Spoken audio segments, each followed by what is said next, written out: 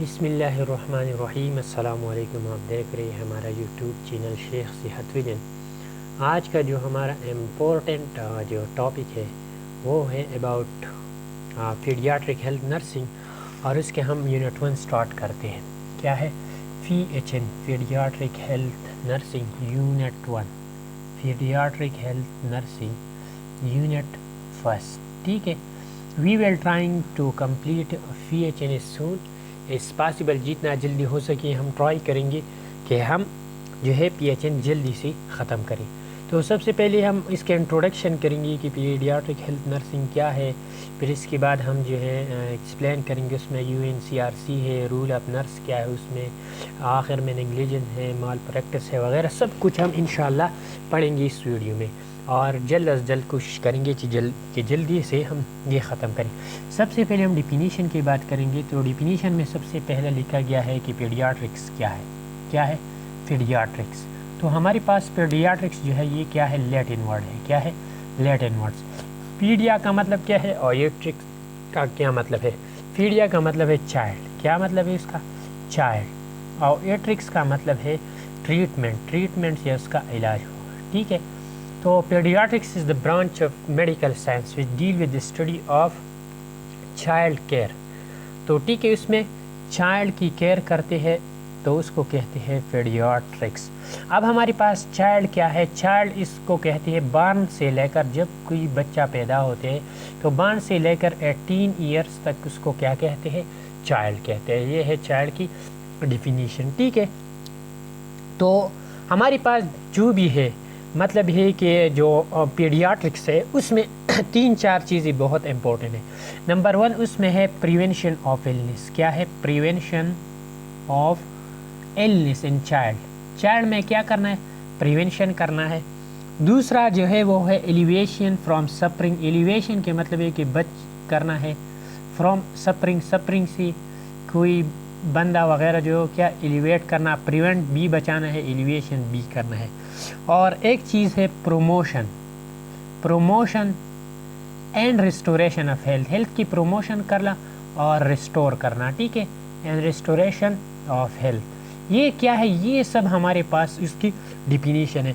आखिर में एक और चीज़ है वो है रिहेबिलिटेशन भी उसमें है। ठीक है, रिहेबिलिटेशन, ये चाइल्ड की रिहेबिलिटेशन भी करना है। ठीक है, तो ये सब क्या है इसके डिफिनीशन में आ सकते हैं। Prevention of illness, alleviation from suffering, promotion and restoration of health and rehabilitation वगैरह उसमें आते हैं।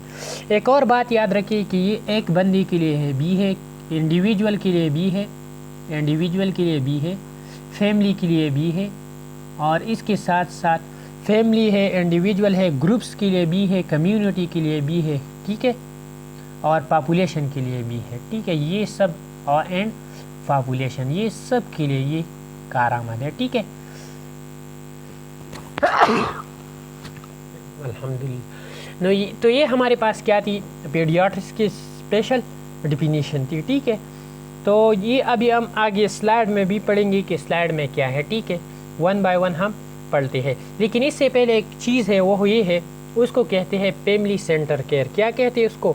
उसको कहते हैं फैमिली सेंटर केयर। ये सबसे पहले आप लोगों को समझना है कि फैमिली सेंटर केयर क्या है। फैमिली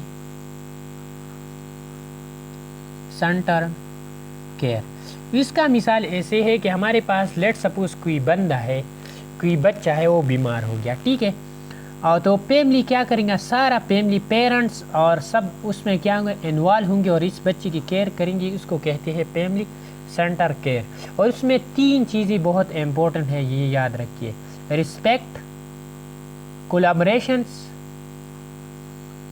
और इसके साथ साथ सपोर्ट। ये 3 की कंपोनेंट्स है उसके। क्या 3 की कंपोनेंट्स है उस चीज़ के? तो ये हमारे पास क्या है? फैमिली सेंटर केयर उसको कहते हैं। ठीक है, फैमिली सेंटर केयर आप लोगों ने समझा। इसके बाद एक और चीज़ जो हम पढ़ते हैं वो बहुत ज़्यादा लाजमी है, वो है रूल ऑफ पीडियाट्रिक नर्स। क्या है? Rule of paediatric nurse. हमारे पास जो पीडियाट्रिक नर्स है उसकी कुछ रूल्स है। ठीक है, rules of paediatric nurse. P indirect मैंने लिखा। तो पीडियाट्रिक नर्स का रूल क्या है, ये मैं थोड़ा सा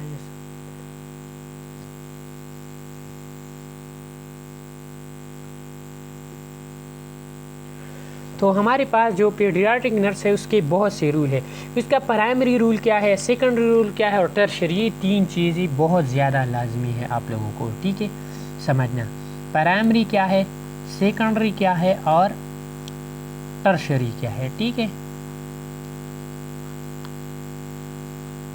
प्राइमरी रूल है प्रिवेंशन, क्या करना है, प्रिवेंशन करना है, ठीक है, प्रिवेंशन। प्रिवेंशन में हमारे पास क्या आते हैं, इम्यूनाइजेशन वगैरह उस प्राइमरी में आते हैं, ठीक है।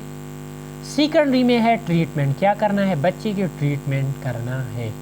और थर्ड हमारे पास क्या है, वो टर्शरी, उसमें हमारे पास रिहेबिलिटेशन हम कराते हैं, ठीक है, बच्चे में। तो ये हमारे पास प्राइमरी, सेकेंडरी और टर्शरी केयर की रूल है पीडियाट्रिक नर्स की, ठीक है।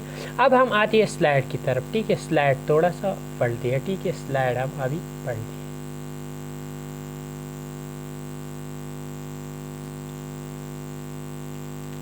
तो ये हम स्लाइड स्टार्ट करते हैं। नर्सिंग, सबसे पहले डिफिनीशन।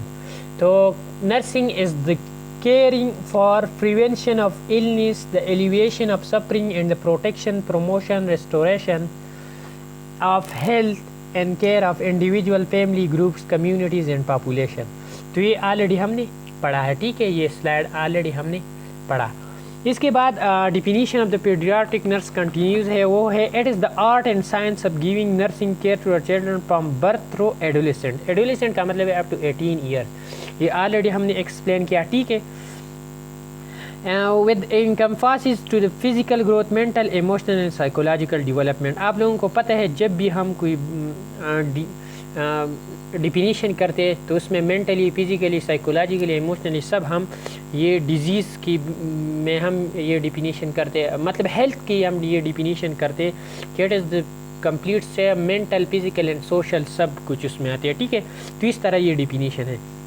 उसके बाद नेक्स्ट स्लाइड हमारे पास है rule of nursing care of children are. तो promote the healthy maturation of the child is a physical, intellectual and emotional being with the context of his family and community. तो primary level पे हम क्या करते हैं, health को promote करते हैं और प्रमोशन ऑफ हेल्थ। तो मैंने आप लोगों को बताया कि थ्रू इम्यूनाइजेशन वगैरह के साथ, तो ये क्या है, प्राइमरी केयर है, ठीक है।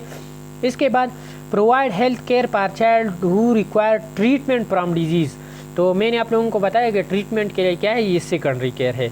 Dealing with the child disability, अगर डिसेबिलिटी है, कोई बच्चा डिसेबल है और उसके हम रिहेबिलिटेशन कराते हैं तो ये टर्शरी केयर है, ठीक है। Rehabilitation which mean maximise the child potential level of his body function. तो ये हमारे पास क्या है, टर्शरी लेवल है। नेक्स्ट हमारे पास है rule of paediatric nurse include. तो प्राइमरी लेवल पे हमारे पास क्या क्या है, through health education to the child and his parents and providing child basic needs and immunisation. तो ऑलरेडी हमने पढ़ा कि प्राइमरी लेवल पे क्या है, बेसिक नीड्स है और इम्यूनाइजेशन है। उसमें हम चाइल्ड की हेल्थ मेंटेन करते हैं, help the child to achieve his optimal growth and development, prevent disease and their complication. तो प्राइमरी लेवल पे हमें प्रिवेंशन कराना है, सबसे पहले क्या है, प्रिवेंशन। सेकेंडरी लेवल पे क्या कराना है, सेकेंडरी लेवल पे हम ट्रीटमेंट कराते हैं। तो जब भी हम ट्रीटमेंट कराते हैं तो इसके लिए हम जो है 5 चीज़ असेसमेंट कराते हैं, फिर डायग्नोस कराते हैं, फिर प्लानिंग, फिर इम्प्लीमेंटेशन और फिर एवाल्युएशन। तो ये सब हमारे पास क्या है, सेकेंडरी लेवल पे आती है, ठीक है। तो सेकेंडरी लेवल पे अब हम पढ़ते हैं, सेकेंडरी लेवल पे है the nurse has to provide care to sick children and their families by assessing their needs, planning for their care, implementing the nursing care plan, evaluating children condition and the plan of care, providing health teaching to children and their parents। तो ये हमारे पास क्या है, secondary level है। तो आप लोगों ने प्राइमरी और सेकेंडरी लेवल को समझा और टर्शियरी लेवल ऑलरेडी आप लोगों ने समझा है कि टर्शियरी लेवल पे हमारे पास क्या है, the nurse should assist children to return to their maximal level of function, ताकि बच्चा क्या अपनी maximal level of function start करे। तो ये कि हमारे पास टर्शरी केयर है, ठीक है। इसके बाद फैमिली सेंटर केयर, तो ये ऑलरेडी मैंने आप लोगों को बताया, recognise the family is the one constant in child life through 3 की, मैंने बताया कि 3 कंपोनेंट है, बेसिक 3, वो है रिस्पेक्ट है, कोलैबोरेशन है और सपोर्ट है, ठीक है। तो ऑलरेडी ये हमने पढ़ लिया। अब नेक्स्ट हमारे पास क्या है, पेरेंट एजुकेशन, ठीक है। तो पेरेंट एजुकेशन में हमारे पास क्या क्या आता है, तो सबसे पहले मैं ये थोड़ा सा आप लोगों को यह एक्सप्लेन कराता हूँ, ठीक है, थोड़ा सा।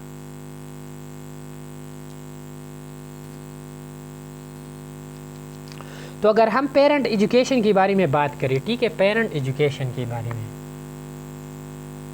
पेरेंट एजुकेशन PE मैंने लिखा। तो पेरेंट एजुकेशन में सबसे पहले आप लोगों को पता है कि किस चीज़ की ख्याल रखना है, हाइजीन के ख्याल रखना है, बच्ची के हाइजीन को देखना है। इसके बाद बच्ची की न्यूट्रिशन को देखना है कि न्यूट्रिशन क्या है, ठीक है। ये पेरेंट एजुकेशन है, उसके ख्याल।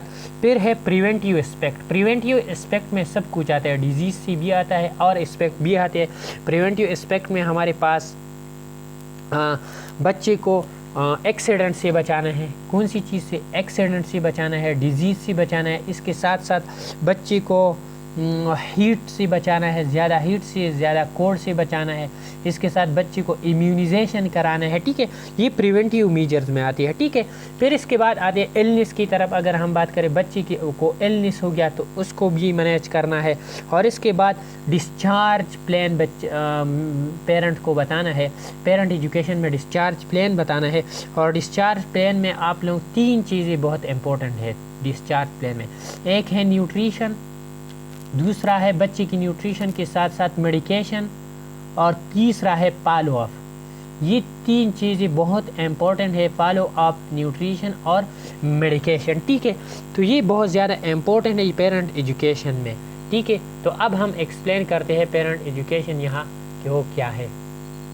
तो वो है growth and developments needs child health promotion and maintenance is nutritional need and hygiene care. इसके साथ साथ ये हमने पढ़ा preventive aspect such as accident prevention, immunisation, periodic examination, ये मैंने आप लोगों को बताया। Child illness, nature of illness and care needed, ये मैंने आप लोगों को बताया। Plan for child discharge such as child medication, follow up and nutrition, ये ऑलरेडी हमने ये यहाँ एक्सप्लेन किया, ठीक है। अब हम नेक्स्ट पढ़ते हैं कि नेक्स्ट हमारे साथ क्या है। तो देख नेक्स्ट स्लाइड, तो ये तो पिक्चर है माशाल्लाह ब्यूटीफुल, बहुत अच्छा पिक्चर है। आगे चलते हैं, आगे फिर से फैमिली सेंटर कर ऑलरेडी आप लोगों ने पढ़ा, ठीक है। इसके बाद आता है the rule of paediatric nurse. Paediatric nurse की क्या क्या काम है, नर्सिंग का क्या काम है, वो ऑलरेडी हमने बहुत अच्छी तरीके से पढ़ा। लेकिन यह एक चीज़ है, वो मैं आप लोगों को एक्सप्लेन करता हूँ, रूल ऑफ पीडियाट्रिक नर्स, ठीक है। वो मतलब इसमें 4 चीज़ें हैं, 4 चीज़ें वो क्या है, वो 1 बाय 1 मैं लिखता हूँ यहाँ। तो सबसे पहले यहाँ मैं थोड़ा सा ये जूम कराता हूँ कि आप लोग ये समझिए, ठीक है, कि वो 4 चीज़ें क्या है। नंबर 1 है ऑटोनॉमी। क्या है ऑटोनॉमी? ऑटोनॉमी का मतलब है खुद मुख्तारी, बच्चे को ऑटोनोमाइज करना। The patient right to be self governing, patient को ऑटोनोमस बनाना, ठीक है। नंबर 2 वो है नॉन मेलेफिशेंस। नॉन मेलेफिशेंस का मतलब क्या है? नॉन का मतलब है कि नो, डू नॉट, और मेलेफिशन के मतलब है हार्म, डू नॉट हार्म। ऐसा डिसीजन करना है जो बच्चे को हार्म न हो, ठीक है। थर्ड पे क्या है? थर्ड पे जो आता है वो है बेनिफिशंस। बेनिफिशंस के मतलब है कि फ़ायदामंद, बेनिफिशंस एट्स विल बी बेनिफिशियल, ऐसा डिसीजन करना जो बच्चे को क्या हो, बेनिफिशियल हो। और नंबर 4 पे आता है वो है नंबर 4 वो है द कंसेप्ट ऑफ जस्टिस। क्या है? वो है जस्टिस, बच्चे के साथ क्या करना है, इंसाफ कराना है। Concept of fairness, fairness, concept of fairness, ठीक है। तो ये पूरी चीज़ें बहुत ज़्यादा इंपॉर्टेंट है, और भी हम यहाँ पढ़ते हैं वो इतना ज़्यादा इंपॉर्टेंट नहीं है, लेकिन फिर भी हम पढ़ेंगे, ठीक है, 1 बाय 1 हम पढ़ेंगे। तो स्लाइड की तरफ अब आते हैं, स्लाइड की तरफ। तो स्लाइड में हमारे पास क्या है, तो ये तो ऑलरेडी हमने पढ़ लिया है। तो स्लाइड में है रूल ऑफ, बैक स्लाइड पे हम जाते हैं थोड़ा सा, रूल ऑफ पीडियाट्रिक नर्स। तो सबसे पहले है थेराप्यूटिक रिलेशनशिप, बच्चे से कौन सा रिलेशनशिप, थेराप्यूटिक। थेराप्यूटिक रिलेशनशिप का मतलब ये है कि ऐसा रिलेशनशिप जो बच्चे की ट्रीटमेंट्स के लिहाज से वो बच्चों को वो बेनिफिशियल हो, ठीक है। तो ये बहुत ज़्यादा इम्पोर्टेंट है। उसके साथ दूसरे नंबर पे आता है वो है फैमिली एडुकेसी और केयरिंग। उसके एडुकेसी करना है, उसका केयरिंग करना है, ये भी बहुत ज़्यादा इम्पोर्टेंट है। इसके साथ साथ और जो आता है वो है disease prevention and health promotion. ये तो हमारा काम ही है, हम ही ये काम करेंगे। और इसके साथ हेल्थ टीचिंग, इसके साथ सपोर्ट एंड काउंसलिंग, ये तो हो गया। रिस्टोरेटिव रूल, ये ऑलरेडी हमने डिफिनीशन में भी पढ़ा। कोऑर्डिनेशन, कोलैबोरेशन, ये भी इम्पोर्टेंट है, ठीक है। मतलब ये है कि उसके साथ कोलैबोरेट होना कि इस तरीके से हम ये काम करते हैं, अब ये करते हैं वगैरह, ये सब कुछ, ठीक है। और इसके बाद हम जो है हमारे का जो काम है वो है रिसर्च, ठीक है। रिसर्च टू अप्लाई रिसर्च का काम जो है ये नर्सिंग का काम है और बहुत ज़्यादा अच्छी तरीके से ये काम करना चाहिए। और इसके साथ एक और जो है वो है फाइंडिंग टू दियर प्रैक्टिस, ठीक है। तो प्रैक्टिस की जाहिर सी बात है। Health care planning and political and legislative level, ठीक है। और आखिर में है एथिकल डिसीजन मेकिंग, ये तो ऑलरेडी होगा, नर्सिंग का काम है।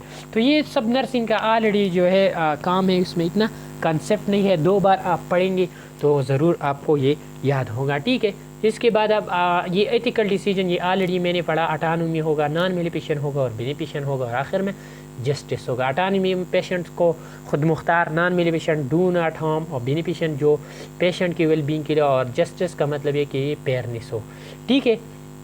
अब हम आते हैं the rights of the child. क्या है राइट्स ऑफ द चाइल्ड? तो इससे पहले कुछ चीज़ें एक्सप्लेन करेंगे हम, तो वो गौर से आप देखें, ये हमें एक्सप्लेन करता हूँ, ठीक है।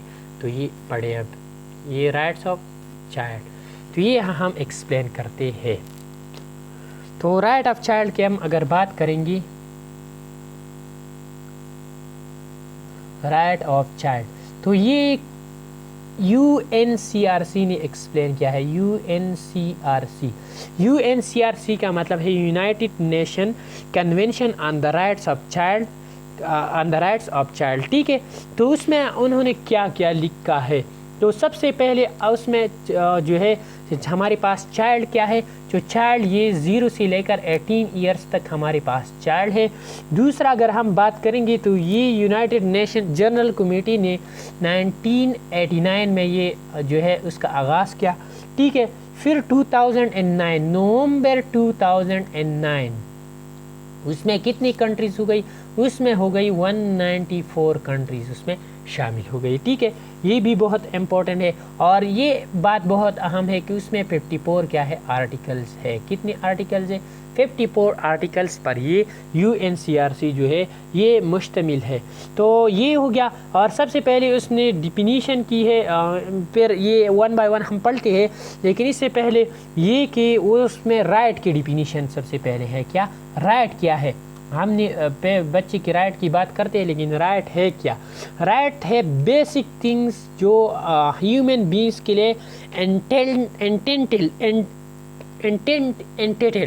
मतलब यह है कि बेसिक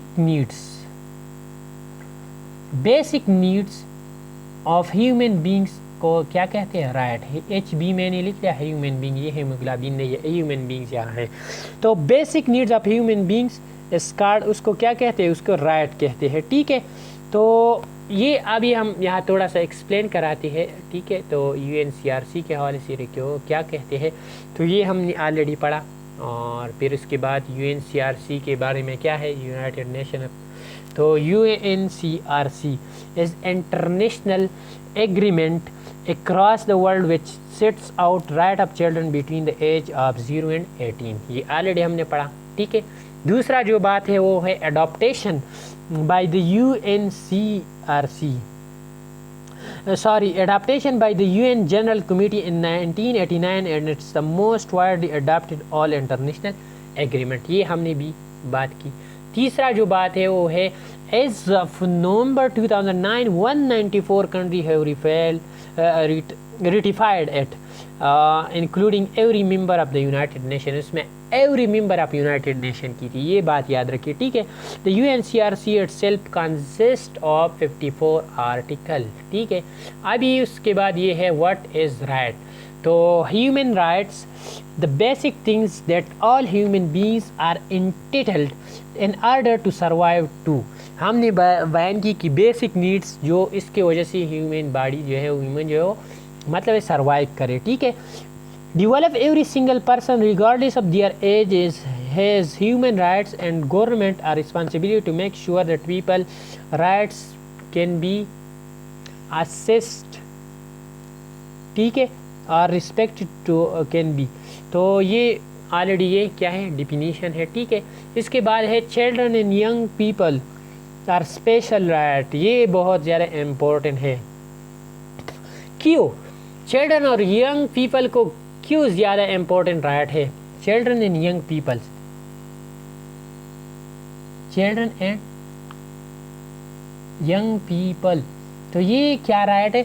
उसके राइट इम्पोर्टेंट इसलिए है क्योंकि ये जो है ये दोनों चीज़ ये मोस्ट वेलनरेबल है। क्या है? ये मोस्ट वेलनरेबल है, वेलनरेबल, ये most vulnerable to the environment. तो ये इसलिए बच्चों के ज़्यादा हुकूक है, ठीक है। और इस पे ये यूएनसीआरसी ने ये जो है वगैरह ये सब कुछ किया है, ठीक है। Children and young people need rights because they are relatively more vulnerable compared to adults. The UNHCRC bring together children human rights into the given convention, ठीक है। The government, अब इसके बाद गवर्नमेंट की बात है, ठीक है। The government has a responsibility to ensure that all people understand and respect children rights. This include children and young people, parents, family and teacher. ये सब इसमें इन्वॉल्व है ताकि वो बच्चों की क्या करे, रिस्पेक्ट करे और उसके राइट का ख्याल रखे। अभी इसके बाद हम पढ़ते हैं राइट, ठीक है। तो ये थोड़ा सा मैं आप लोगों को यहाँ एक्सप्लेन कराता हूँ ताकि फिर ये बहुत ज़्यादा आप लोगों के लिए क्या हो, ईजी हो, बहुत ईजी हो, ठीक है। तो ये मैं थोड़ा सा यहाँ एक्सप्लेन कराऊंगा, ठीक है। तो सबसे पहले उन्होंने डिफिनीशन ऑफ चाइल्ड की है। तो चाइल्ड की डिफिनीशन क्या है? तो उसका चाइल्ड की डिफिनीशन हमारे पास है, वो हो ये है, थोड़ा सा मैं आप लोगों को एक्सप्लेन करता हूँ, ठीक है। चाइल्ड की डिफिनीशन ये है कि हमारे पास बर्थ से लेकर 18 ईयर तक क्या है, चाइल्ड है, ठीक है। ये पहला क्या है, डिफिनीशन है। दूसरा अगर हम बात करें वो है नॉन डिस्क्रिमिनेशन की बात है। क्या है? Non discrimination.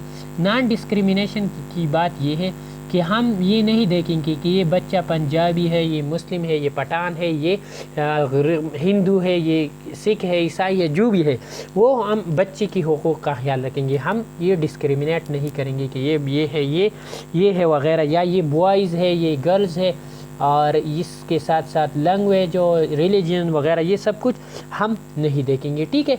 इसके बाद तीसरा बात है best interest of child. Best interest of child, हम वो डिसीजन करेंगे जो बच्चे के इंटरेस्ट में हो, ठीक है, बच्चे के इंटरेस्ट में हो और बेस्ट इंटरेस्ट ऑफ चाइल्ड हो। लेकिन ये बात याद रखिए उसमें कि वो ऐसा बात हो कि वो हो policy, budget in law making, मतलब ये कि अप्लाइज टू पॉलिसी, ऐसा वो हो इंटरेस्ट हो कि वो पॉलिसी में हो, और इसके साथ ये लॉ मेकर्स हो, और इसके साथ साथ ये कि इतना बजट हो कि वो कर सकते थे, ठीक है। लेट सपोज़ अगर कोई बच्चा है और कहते हैं कि मेरा इंटरेस्ट ये कि मेरा वालिद जो है मुझे आईफोन दिला दे, तो ये उसके इंटरेस्ट है, लेकिन ये बजट कम है, ये हम उसको प्रोवाइड नहीं कर सकते, ठीक है।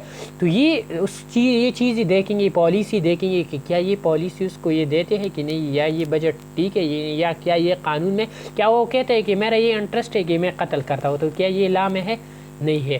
तो ये लॉ, पॉलिसी और बजट वगैरह ये सब कुछ हम उसमें देखेंगे, ठीक है। इसके बाद है प्रोटेक्शन ऑफ राइट। क्या है प्रोटेक्शन ऑफ राइट? ये थोड़ा सा ये ऑलरेडी हमने डिफिनीशन पढ़ा, नॉन डिस्क्रिमिनेशन, बेस्ट इंटरेस्ट वगैरह ये हमने पढ़ा। अब हम बात करते हैं प्रोटेक्शन ऑफ राइट्स के बारे में, ठीक है।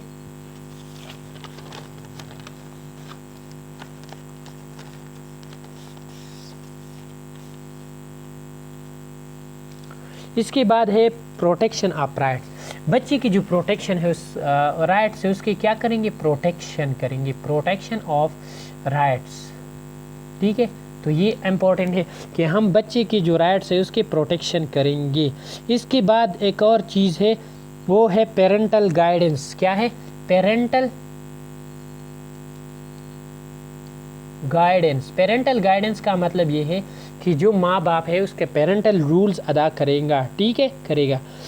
तो ये बहुत ज़्यादा इम्पोर्टेंट है। इसके साथ साथ एक और चीज़ है, वो है survival and development. Survival and development, तो बच्चे की सर्वाइव करना और डेवलपमेंट करना, इसमें गवर्नमेंट और माँ बाप दोनों इन्वॉल्व है। ये बच्चे की सर्वाइव करेगा और डेवलपमेंट भी करेगा। उसके साथ एक बहुत अहम चीज़ वो है रजिस्ट्रेशन।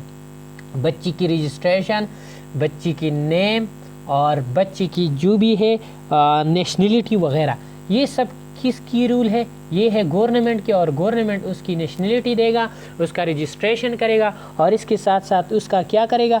उसका केयर करेगा और नेम वगैरह ये सब देगा, ठीक है। इसके बाद है प्रिजर्वेशन ऑफ आइडेंटिटी। ये बहुत ज़्यादा इम्पोर्टेंट है, preservation of identity. Preservation of identity. Preservation of identity का मतलब ये है कि जो भी बच्चा है उसकी जो भी आइडेंटिटी है वो उसका प्रिजर्व करना। मतलब ये है कि ये जो भी चिल्ड्रन है और उसका जो भी नेम है, जिसका जो भी नेशनलिटी है, उसका जो भी फैमिली है, उसको प्रिजर्व करना, उसका ख्याल रखना, उसका रिस्पेक्ट करना, ठीक है। एक और बहुत इम्पोर्टेंट चीज़ है, अगर बच्चा सिपरेशन फ्रॉम पेरेंट्स, बच्चा अगर माँ बाप से सिपरेट होना चाहता है, ठीक है, सिपरेशन फ्रॉम पेरेंट्स से वो सिपरेशन होना चाहता है कि मैं सिपरेट हो जाऊँ, तो हम देखेंगे ये बच्ची की जो है, सबसे पहले आप लोगों को पता है कि बच्चे की जो रिस्पॉन्सिबिलिटी है वो बच्चे की ये रूल्स है, ये राइट्स है कि वो क्या कर सकते हैं, वो अपने आप को जुदा कर सकते हैं पेरेंट्स से, ठीक है।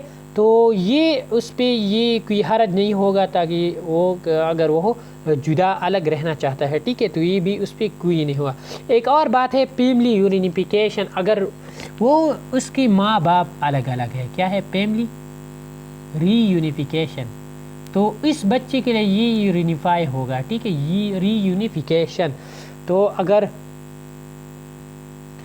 तो इसके वजह से अगर फैमिली अलग अलग है, माँ बाप अलग है, तो बच्चे के लिए ये दोनों एक दूसरे के साथ कंबाइन होगा और ये एक दूसरे चिल्ड्रन के साथ उसकी कांटेक्ट होगी, ठीक है। तो इसके साथ ये फैमिली दोबारा गेट बैक टुगेदर हो सकती है, ठीक है। तो इसका मतलब है फैमिली यूनिफिकेशन एक बहुत इंपॉर्टेंट चीज़ है। अब हम फैमिली की तरफ से निकलते हैं कंट्री की तरफ, और कंट्री टू कंट्री एक चीज़ होती है, उसको कहती है किडनैपिंग। ये मैं एक ऐसा मार्कर से लिखता हूँ ताकि आपको ईजी होगा, ठीक है।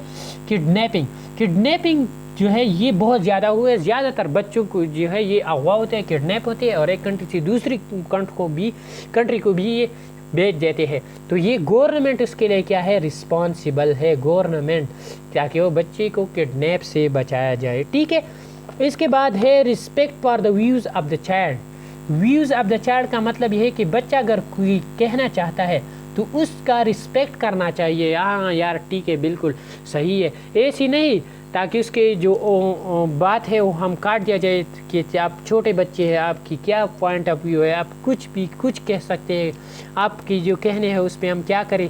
तो हम respect for the view of the child कर सकेंगे, ठीक है, उसका ओपिनियन का ख़ास ख्याल रखा जाएंगे। और इसके साथ साथ हम बच्चे को फ्रीडम ऑफ एक्सप्रेशन भी देंगे, उसको ये आज़ादी होगी कि अगर वो कुछ कहना चाहता है तो कह सकते हैं, ठीक है, वो कहेंगे जो भी वो कह सकते हैं। और इसके साथ साथ एक और चीज़ है, वो है फ्रीडम ऑफ रिलीजन। जो भी रिलीजन वो जाना चाहता है तो उसके लिए आज़ादी होगा, फ्रीडम होगा। और इसके साथ साथ एक और चीज़ है फ्रीडम ऑफ एसोसिएशन। जो भी ऑर्गेनाइजेशन, जो भी चीज़, एसोसिएशन, जो भी वो ऑर्गेनाइज करता है, ज्वाइन करता है, तो उसको आज़ादी होगा। लेकिन यहाँ पे एक चीज़ है, एक चीज़ ये है कि वो अगर ऐसा एसोसिएशन या ऐसा ऑर्गेनाइजेशन ज्वाइन कर सकते हैं कि उससे नुकसान होते हैं बच्चे, मतलब है दूसरे लोगों को या बच्चों को। लेट सपोज वो टेररिस्ट के ग्रुप को ज्वाइन करता है, ठीक है, सॉरी थोड़ा सा वेट करें।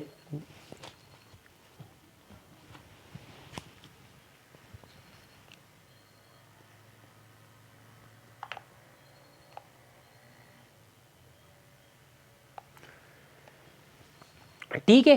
तो ये भी बहुत ज़्यादा इम्पोर्टेंट है कि फ्रीडम ऑफ एसोसिएशन तो होगा, लेकिन उसमें एक बात याद, अगर वो टेररिस्ट ग्रुप को ज्वाइन करता है तो वो नहीं ज्वाइन कर सकते, क्योंकि ये हार्मफुल है, दूसरों के लिए ये क्या है, हार्मफुल है।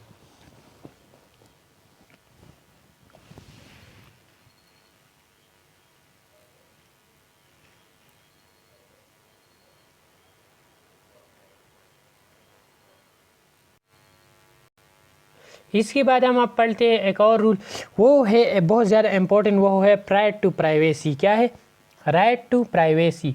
बच्चे की जो प्राइवेसी है उसका राइट है कि उसका प्राइवेसी रखा जाए। ठीक है, राइट टू प्राइवेसी ये बच्चे का बहुत ज़्यादा इम्पोर्टेंट काम है। ठीक है, इसके साथ साथ एक और है access, ACCESS, access to information, या मतलब है कि मास मीडिया मतलब है कि उसको न्यूज़ या इंटरनेट वगैरह को इजाज़त दिया जाएगा, वो ये असेस करेगा। ठीक है, लेकिन यह एक बात और भी है, ऐसा असेस कि वो हार्मफुल ना हो, चिल्ड्रन के लिए हार्मफुल ना हो।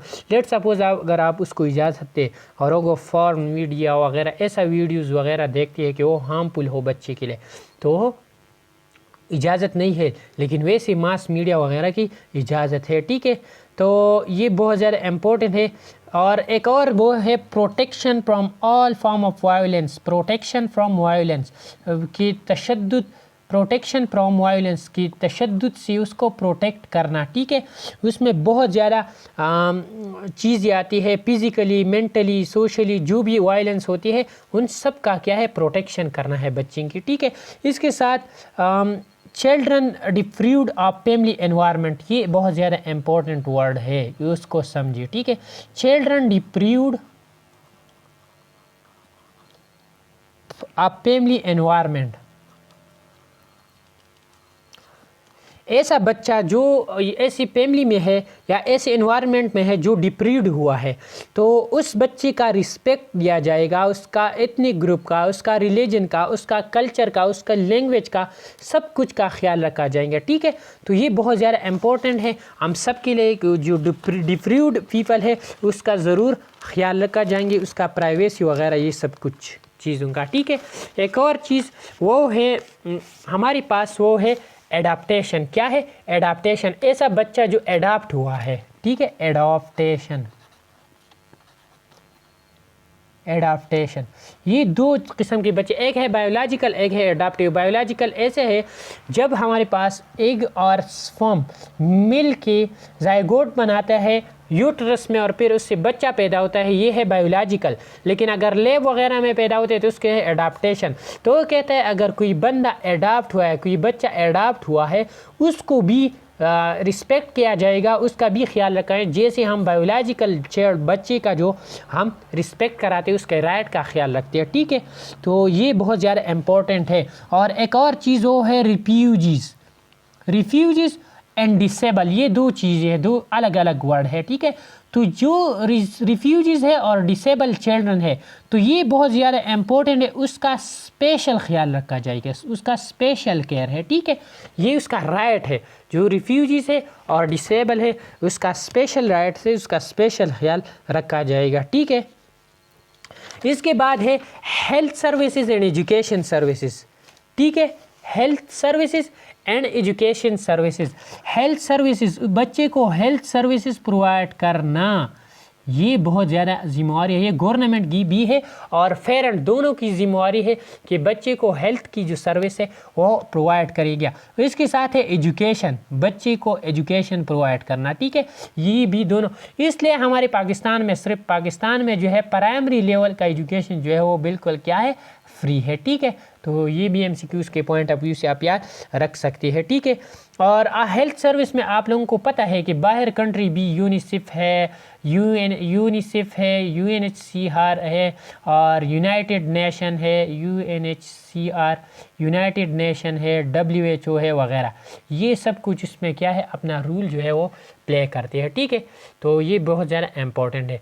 इसके साथ एक और चीज़ वो है review of treatment and care, review of treatment and care. अगर कोई बच्चा है उसका ट्रीटमेंट हो रहा है या केयर हो रहा है तो उसको रिव्यू करना, उसको देखना कि वो कैसा है, ठीक है।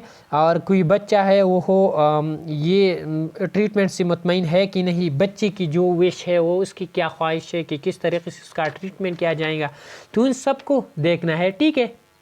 इसके बाद आते हैं सोशल सिक्योरिटी। सोशल सिक्योरिटी के मतलब क्या है कि बच्चे को सोशली उसका ख्याल रखा जाए। सोशल सिक्योरिटी, बच्चे का सोशली ख्याल रखा जाए। उसमें इवन ये कि अगर कोई बच्चा पुअर है उसका भी स्पेशली ख्याल रखा जाए, ठीक है। तो सोशल सिक्योरिटी बहुत ज़्यादा इम्पॉर्टेंट है। और इसके साथ साथ एक और चीज़ है, वो है adequate standard of living. Adequate standard of living क्या मतलब है? इसका मतलब है एडिक्वेट स्टैंडर्ड ऑफ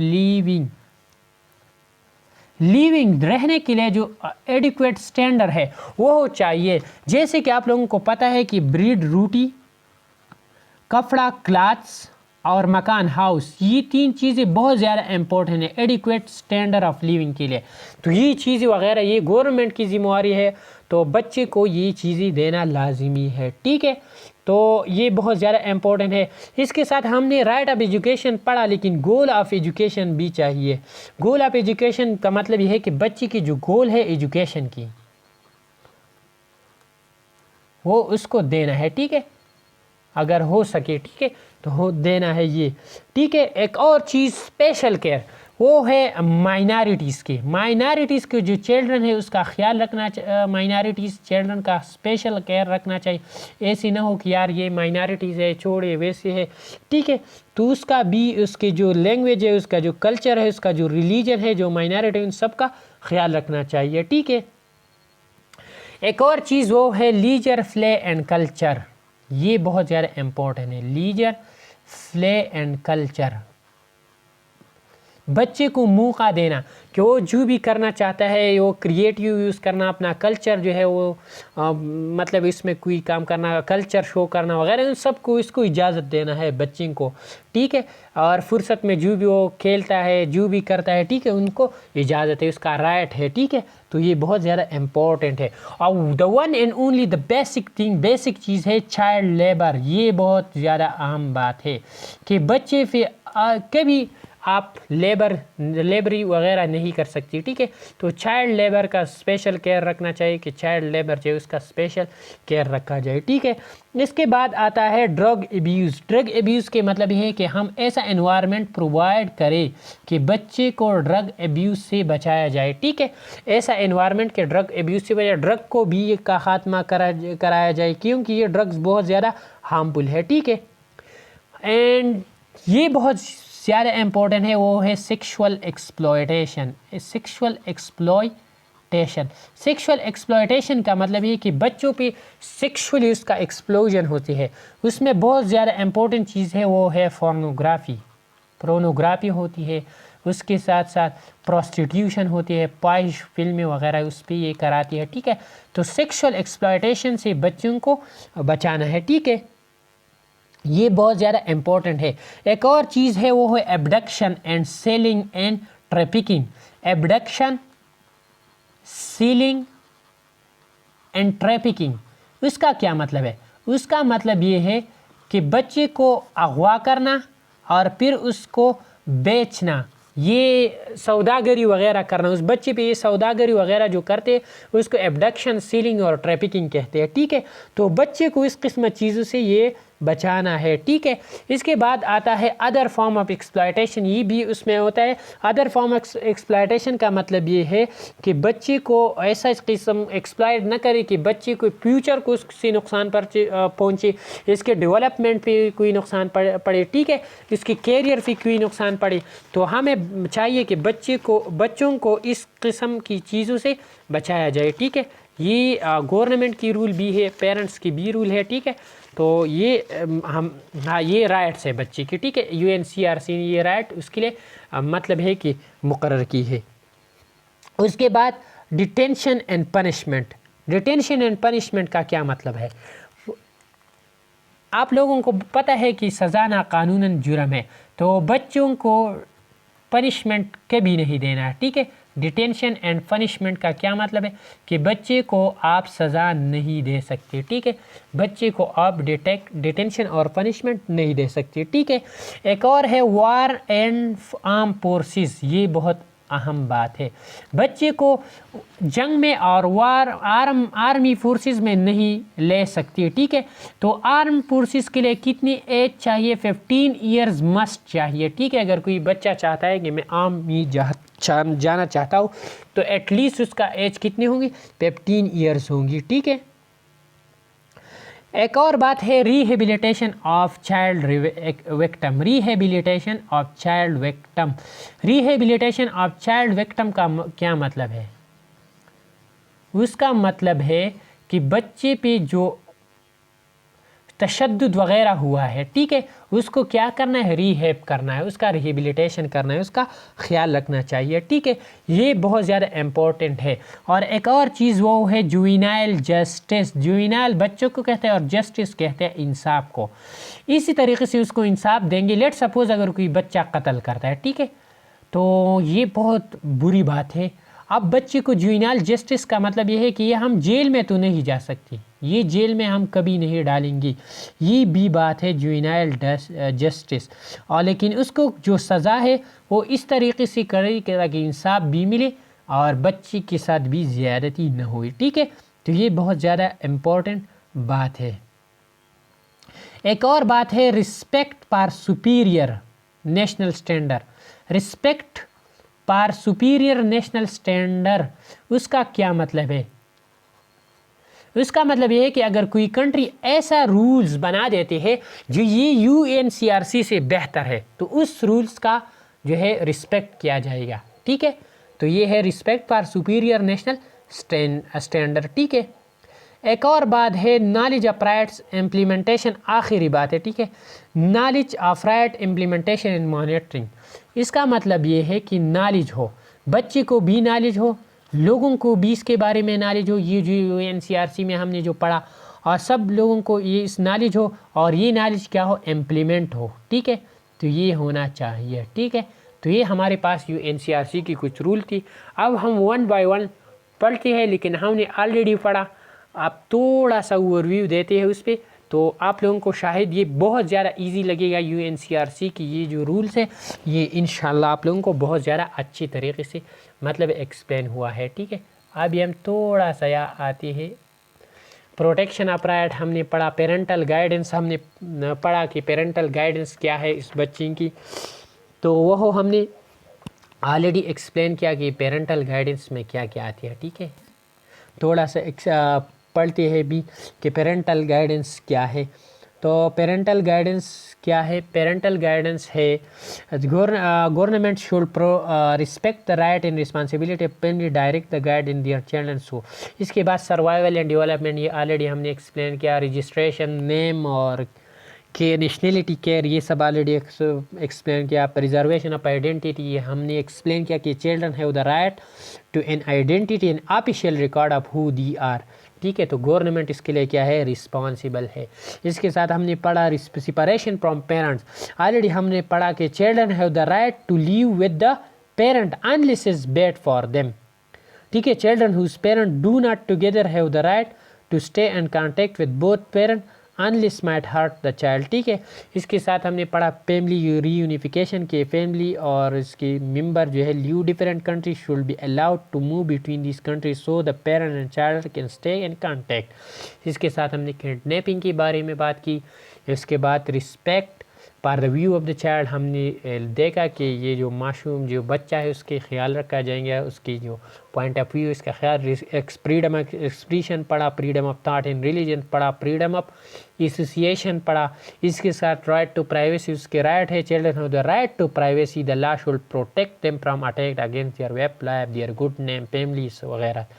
इसके साथ असिस्ट टू इंफॉर्मेशन मास मीडिया, हमने पढ़ा कि उसको क्या होगा? Have the right to information that important for their health and well being environment should encourage mass media, ठीक है। हमने पढ़ा रेडियो, टेलीविजन, न्यूज़पेपर सब कुछ उसको इनकरेज करेंगे। लेकिन आखिर में हमने बात करा children can understand and to not promote material that could harm the children, ठीक है। हम ऑलरेडी हमने पढ़ा, ठीक है। इसके बाद पेरेंटल रिस्पॉन्सिबिलिटी स्टेट असिस्टमेंट, तो हमने ये पढ़ा कि both parents share responsibility for bringing up their children. हमारी पश्तो माशरे में सिर्फ माँ को देते हैं कि बस माँ ही उसका परवरिश करे, लेकिन ये दोनों रिस्पॉन्सिबल है उसके लिए, ठीक है, माँ बाप दोनों। इसके साथ protection from all form of violence, हमने पढ़ा उसकी वायलेंस से, उसके फिजिकली मेंटली सोशली जो भी है वायलेंस से बचना है, ठीक है। चिल्ड्रन डिप्रीव्ड ऑफ फैमिली एनवायरनमेंट, ये हमने ऑलरेडी पढ़ा कि ऐसे एनवायरनमेंट से हो जो डिप्रीव्ड हो तो उसके रिस्पेक्ट किया जाएगा, उसके एथनिक ग्रुप का, रिलीजन्स का, कल्चर का और लैंग्वेज वगैरह का, ठीक है। इसके बाद हमने एडाप्टेशन की बात की कि जो भी बच्चा है वो हो एडाप्ट हुआ है उसका भी ख्याल रखें। Children have the right to care and protection if they are adapted, see the same rule should apply whether they are adapted in the country where they were born और if they are taken to live in another country, ठीक है। ये दूसरी country में पैदा हुआ है, दूसरी जगह से लाया है, या हमने कोई किसी ने अगर ये पाया है, ठीक है, जो भी है, लेकिन उसका एडाप्टेशन है उसका ख्याल रखा जाए। रिफ्यूजल चिल्ड्रन, ये हमने पढ़ा कि उसका स्पेशल प्रोटेक्शन एंड हेल्प, ठीक है। और डिसेबल की भी right to special care and support disable के लिए, ठीक है। इसके साथ साथ हेल्थ एंड हेल्थ सर्विसेज, तो हमने पढ़ा कि क्वालिटी हेल्थ केयर जो है वो प्रोवाइड करना है, और ऑलरेडी हमने पढ़ा कि उसमें यूनिसेफ, UNHCR, WHO वगैरह ये सब जो है वो सेफ़ ड्रिंकिंग वाटर, न्यूट्रिशन और सेफ़ इन्वायरमेंट वगैरह ये सब क्या है प्रोवाइड करना है, ठीक है। Review of treatment and care, तो ये बहुत ज़्यादा इंपॉर्टेंट है। Children who are look after by their local authority rather than their parent, their care and treatment should always be based on the best of interest of child, ये already हमने explain किया है, ठीक है।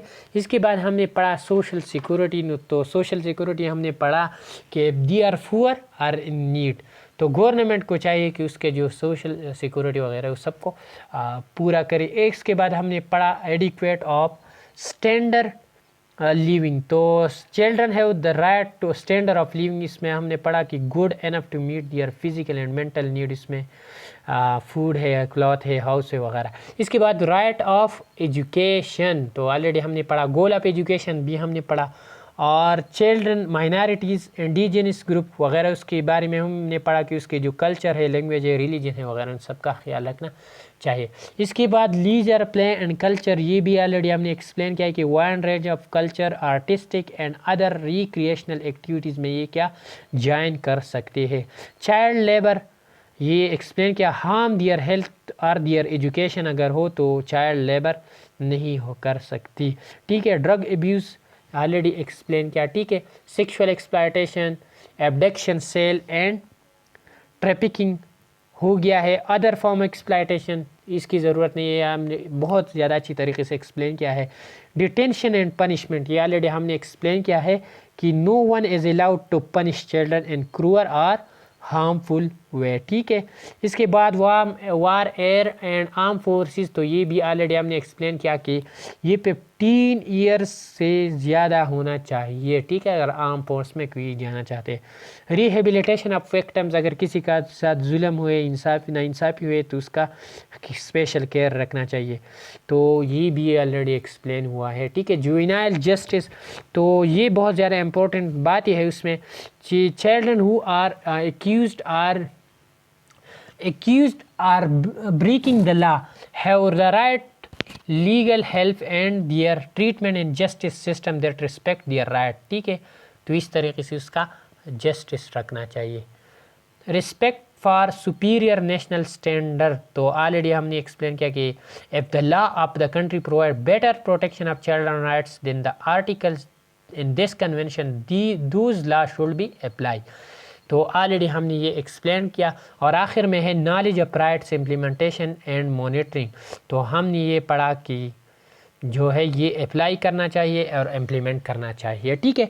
आखिर में इसके साथ एक और चीज़ वो है legal and ethical issue in paediatrics, legal और एथिकल इशूज़ में क्या आ सकते हैं, तो उसमें सबसे पहले जो चीज़ आती है वो है नेग्लिजेंस और माल प्रैक्टिस। क्या क्या है नेग्लिजेंस और मॉल प्रैक्टिस, ये दोनों चीज़ों में थोड़ा सा डिफरेंस है, ये मैं यहाँ एक्सप्लेन करता हूँ आप लोगों को। यहाँ है लेट सपोज हमारे पास नेग्लिजेंस, क्या है नेग्लिजेंस, ठीक है, और दूसरा है मॉल प्रैक्टिस।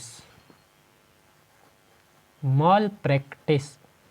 ठीक है, तो हमारे पास नेग्लिजेंस में क्या होगी, तो सबसे पहले हमारे पास नेग्लिजेंस जो है ये अनइंटेंशनल होगी। क्या होगी, अनइंटेंशनल, आप नहीं चाहते लेकिन ये हो सकती है गलती।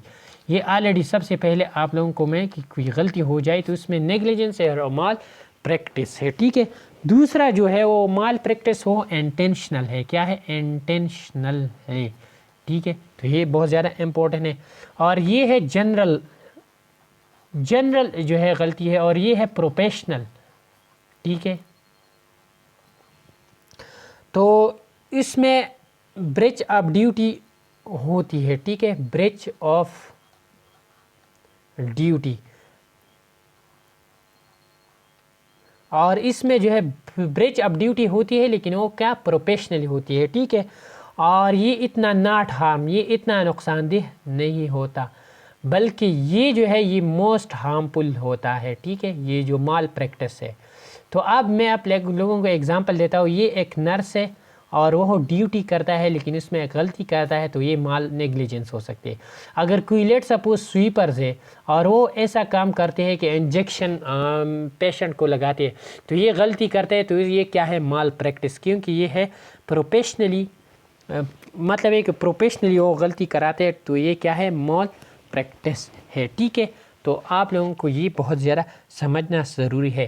फिर इसके बाद आती है बात कोर्ट की तरफ जाती है कि कोर्ट क्या डिसीजन करेगा, कोर्ट इस पर क्या अप्लाई करेगा। ठीक है, लेकिन थोड़ा सा अब यहाँ ये एक्सप्लेन करते हैं। ठीक है, यहाँ ये नेग्लिजेंस क्या है, तो नेग्लिजेंस हमारे पास है, negligence is defined as an occasion when a person owes a duty. ओज का मतलब है कि वह परायज को क्या कहते हैं, ओस कहते हैं।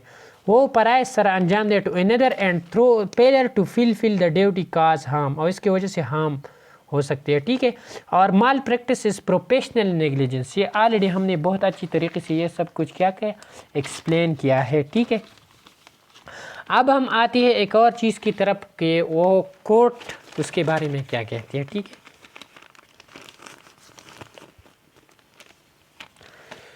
कोर्ट जो है वो 4 चीज़ें देखेगा। क्या 4 चीज़ें वो कोर्ट जो है देखते हैं।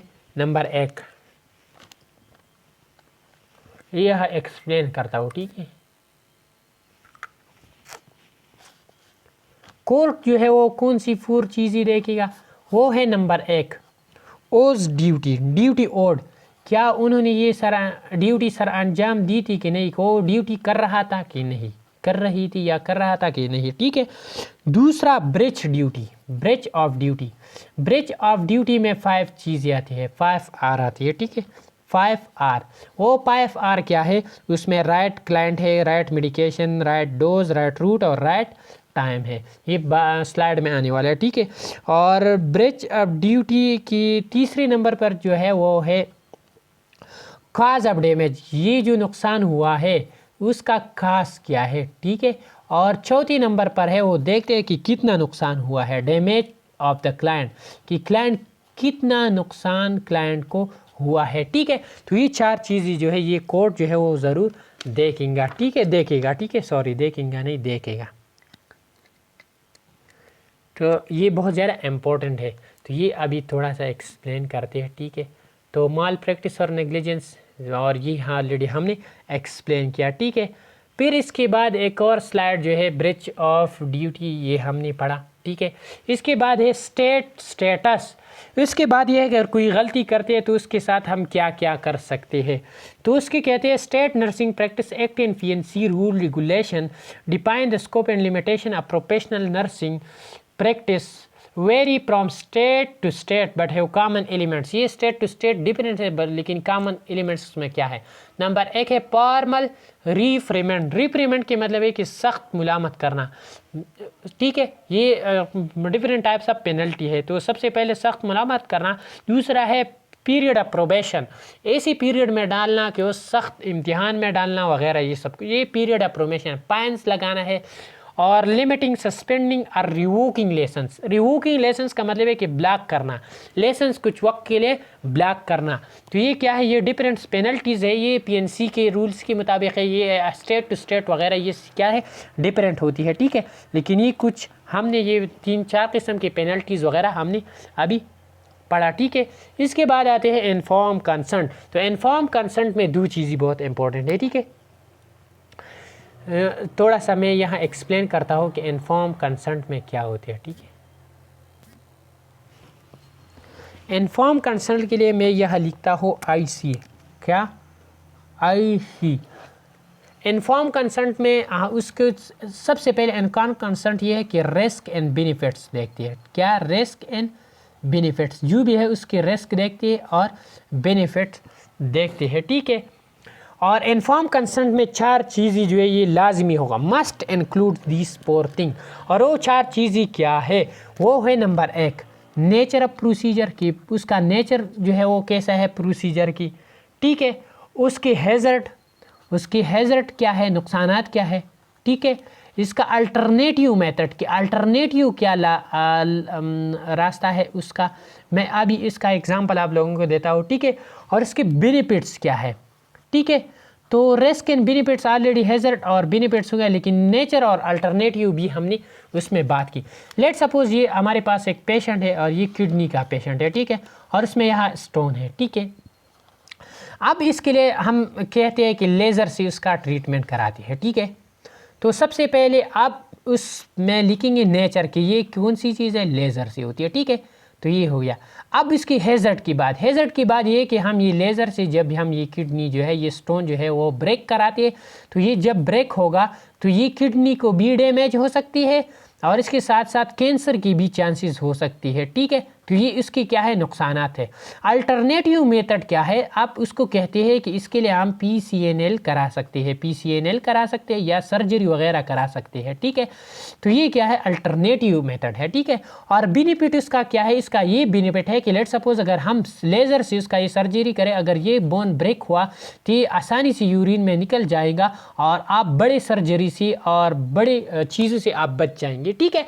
तो इसी तरीके से इन्फॉर्म कंसेंट में ये 4 चीज़ें बहुत ज़्यादा लाजिमी है।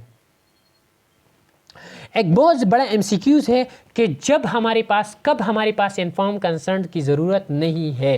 तो इसके लिए बहुत ज़्यादा इंपॉर्टेंट वो है इमरजेंसी केस में, अगर इमरजेंसी है तो उसमें इन्फॉर्म कंसेंट की ज़रूरत नहीं है, ठीक है। इमरजेंसी में इन्फॉर्म कंसेंट की ज़रूरत नहीं है, ठीक है।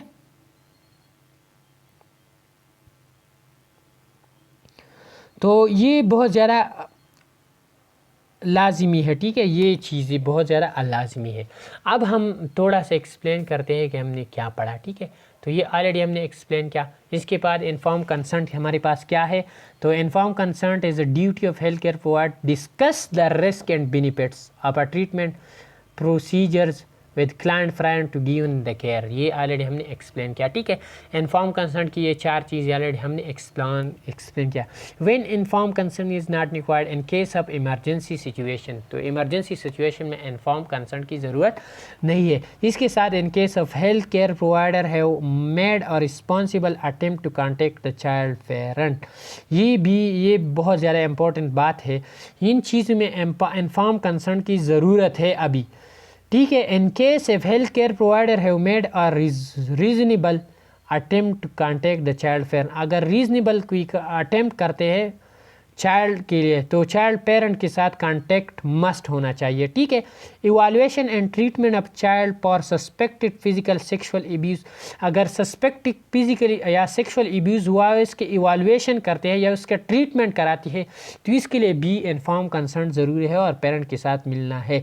और अगर फोरेंसिक एग्जामिनेशन करता है फोरेंसिक, तो इसके लिए बच्चे को फोर्स नहीं करना है, ठीक है।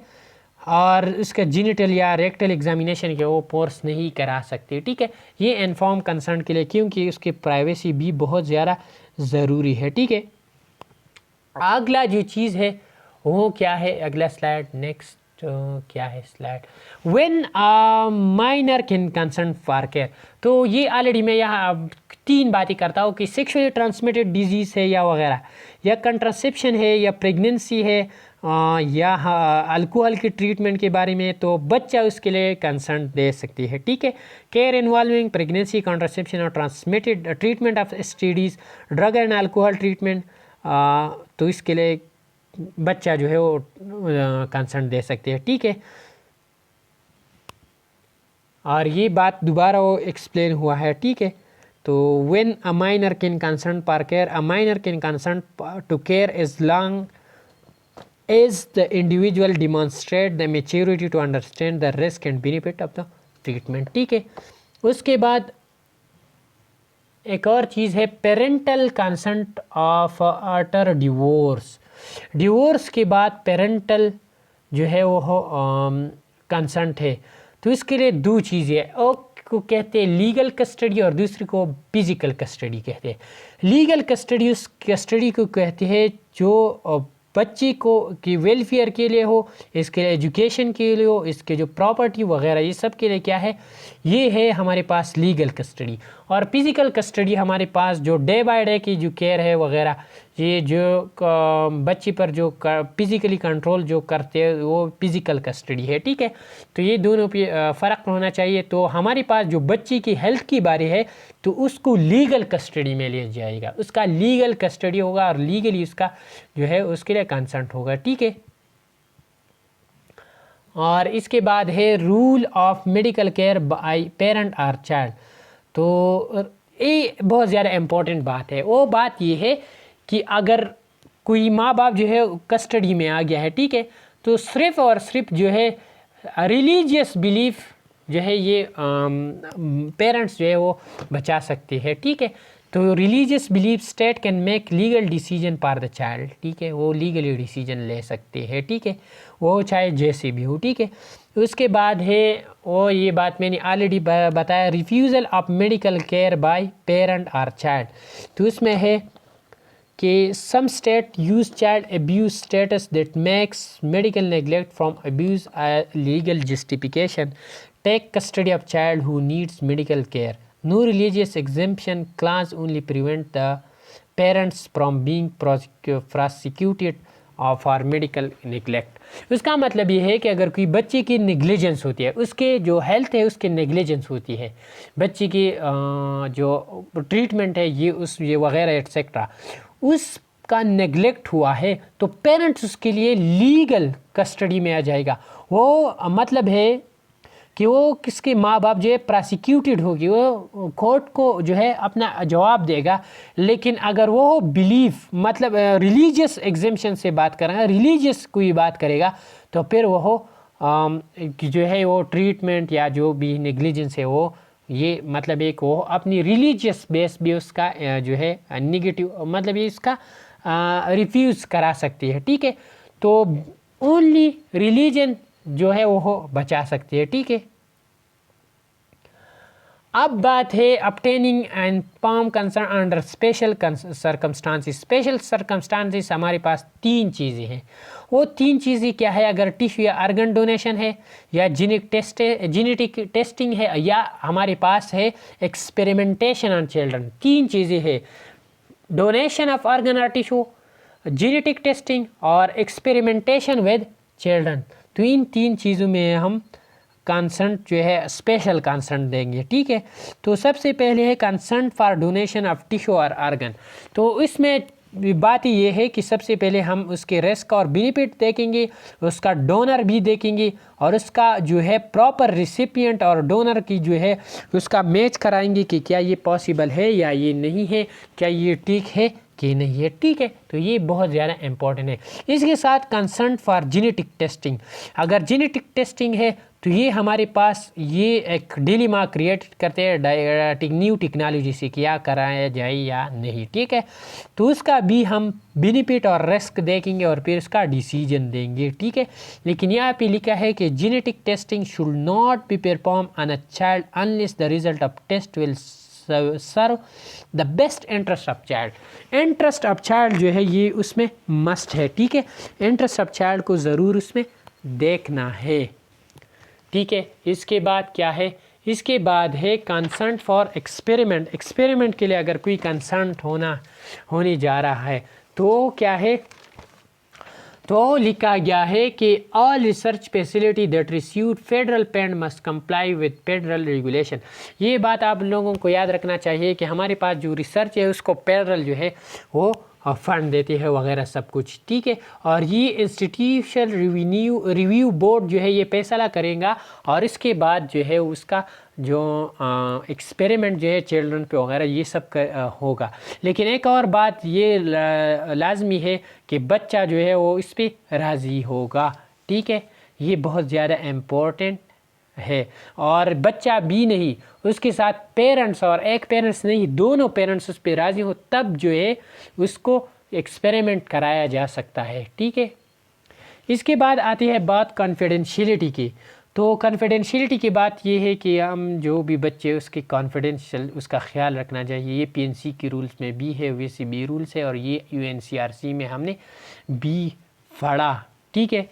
इसके बाद नेक्स्ट है when a minor can receive confidential care. कब ज़रूर है, तो ऑलरेडी हमने पढ़ा कि कॉन्ट्रासेप्शन में और एसटीडी ट्रीटमेंट है, ड्रग एंड अल्कोहल ट्रीटमेंट है, मेंटल हेल्थ इशू में HIV टेस्टिंग वगैरह, उन सब में कॉन्फिडेंशियलिटी बहुत ज़्यादा ज़रूरी है, ठीक है। और लास्ट स्लाइड है इस चैप्टर की, वो है when a health care provider can breach confidentiality. तो जब अगर कोई health care provider confidentiality breach करते हैं तो क्या है, तो उस पे है देयर आर 4 एक्सेप्शन, उसमें 4 एक्सेप्शन है। Number 1 mandatory reporting law for child abuse. दूसरा है mandatory injury reporting law apply all clients who are injured by a weapon or criminal act. तीसरा है public health law that required reporting infectious disease to the local health department। और चौथा है a duty to warn third party। तो ये 4 चीज़ों में आप जो है हेल्थ केयर प्रोवाइडर जो है वो कॉन्फिडेंशियलिटी ब्रेक कर सकते हैं। अगर चाइल्ड एब्यूज़ है और मैंडेटरी रिपोर्ट है तो ज़ाहिर सी बात है कि रिपोर्ट जो है मैंडेटरी है। इसके बाद दूसरे नंबर पर हमने पढ़ा कि mandatory injury reporting laws that apply to all client who are injured by a weapon और क्रिमिनल एक्ट है वगैरह, तो इसमें भी आप बात कर सकते हैं, ठीक है। और पब्लिक हेल्थ लॉ अगर कोई इन्फेक्शियस डिजीज़ या लोकल डिपार्टमेंट वगैरह ये लेते हैं तो हो सकते हैं। और duty to warn third party, अगर कोई थर्ड पार्टी को कोई ड्यूटी जो है वो फ़राइज़ उसकी है तो उसको भी आप दे सकते हैं, ठीक है। तो ये हमारे पास क्या थी, थैंक यू। ये हमारे पास फर्स्ट यूनिट थी, थोड़ा सा फर्स्ट हम कोशिश करेंगे कि जल्दी से जल्दी हम कवर करेंगे। तो आज के लिए इतना ही काफ़ी है। Thank you. Please like the channel, like the video and subscribe the channel. Thank you. वस्सलाम।